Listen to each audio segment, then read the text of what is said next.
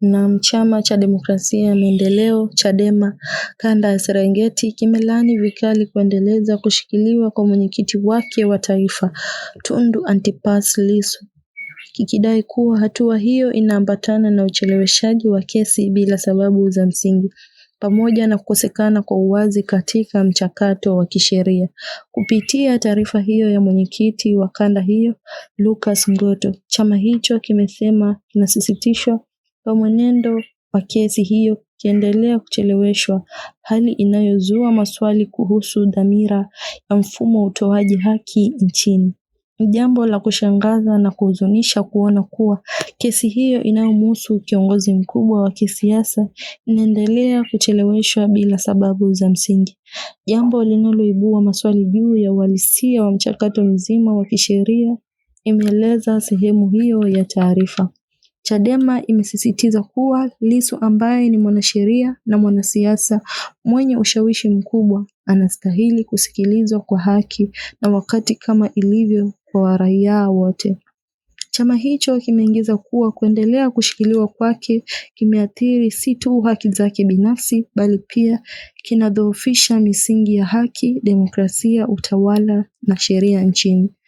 Chama hicho pia kimeeleza wasiwasi wake kuhusu hali ya afya ya Lissu, kikikumbusha kuwa ni mhanga wa tukio la kushambuliwa kwa risasi mwaka 2017 lililomwacha na majeraha ya kudumu yanayohitaji ufuatiliaji wa karibu ya kitibabu.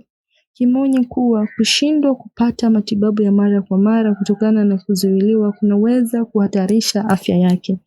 Kwa mujibu wa taarifa hiyo, ucheleweshaji wa kesi dhidi ya Lissu unaongeza mateso kwake na unaweza kusababisha hali yake ya kiafya kuzorota iwapo hatua ya haraka haitachukuliwa.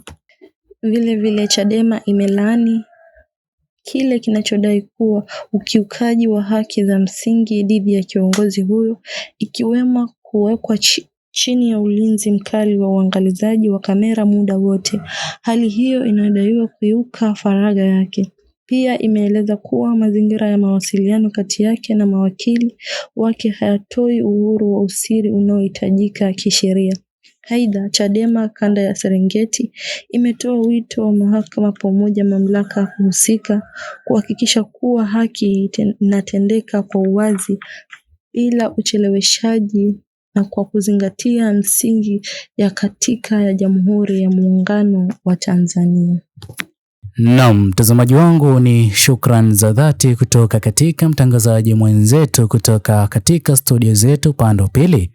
Umeweza kumsikiliza alichoweza kukitangaza kuhusiana na Mheshimiwa Tundu Lissu. Mtazamaji wangu, kwa kweli chama Chadema kimeweza kuamua kuchukua hatua moja dhidi ya kesi hii yake Mheshimiwa Lissu inayozidi kumkabidhi. Ila mtazamaji wangu, itakuwa ni jambo jema kwa wewe hapo na yazidi kuendelea kutazama habari hii. Iwapo ni mara yako ya kwanza kupatana na video zetu, uweze kuchukua sekunde yako moja kubonyeza maneno yaliyoandikwa subscribe chini ya video hii.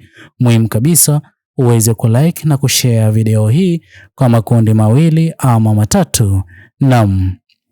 Mtazamaji wangu, leo hii ikiwa ni tarehe 25 mwezi wa 3 mwaka 2026, chama Chadema kimeweza kuamua ya kwamba kesi ya uhaini inayozidi kumkabidhi Mheshimiwa Tundu Lissu ni wakati mwafaka kwa maamuzi yaweze kufanyika. Ila sote tunafahamu kwamba chama Chadema kisingependa Mheshimiwa Tundu Lissu kuachiwa chini ya agizo lolote lile ili aweze kuwa katika shinikizo la kuongoza maridhiano yanayozidi kuzungumziwa kila kona, bali chama Chadema kingependa Mheshimiwa Tundu Lissu kipindi na wakati ambapo ataweza kuwa huru, basi moja kwa moja akirejelea nafasi yake ya uwenyekiti katika chama hicho Chadema, moja kwa moja aweze kushinikiza uongozi ulioko madarakani kuwajibika katika ahadi walizoweza kuziahidi kwa wananchi wa Tanzania katika siasa walizokuwa wakizipiga mwaka 2025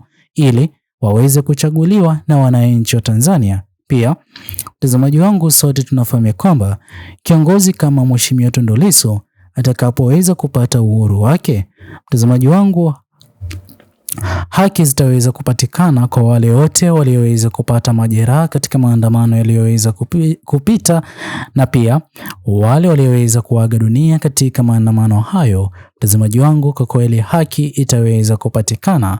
Na mtazamaji wangu, hii hapa yote nazidi kuashiria na kuonyesha jinsi gani ambavyo uongozi ulioko madarakani unaofia pakubwa kumwachia huru Mheshimiwa Tundu Lissu, kwani kesi ya uhaini iliweza kuwa ni kisingizio tu kwa Mheshimiwa Lissu kutoshiriki katika uchaguzi ulioweza kupita yeye na chama Chadema, kutokana na upinzani mkuu ambao ungeweza kushinikizwa kwa uongozi wake Rais Mama Samia Suluhu Hassan, na hata huenda angeweza kupoteza katika nafasi ya urais katika uchaguzi huo ulioweza kupita. Ila ikumbuke kwamba reforms alizokuwa akizizungumzia Mheshimiwa Tundu Lissu bado zinaendelea kubaki nguzo kubwa, ambapo Watanzania wengi wangependa reforms hizo ziweze kufanyika hata kama uchaguzi mkuu uliweza kufanyika Oktoba 29 mwaka 2025, hata kama baadhi ya Watanzania